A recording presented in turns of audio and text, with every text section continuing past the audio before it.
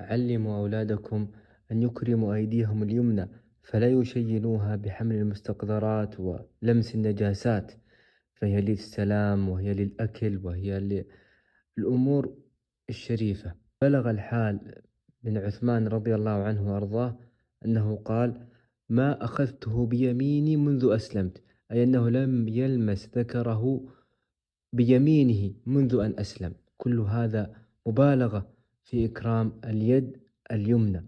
ترى بعض الناس يمسح خشمه وينظف فمه بيده اليمنى ثم يمد يده للسلام عليك، والله تحتار. ما أنت رأيته بعينيك وهو يمس خشمه بيمينه أو يمسح فمه باليمين ثم يمد يده للسلام، كيف تعمل مع هذا؟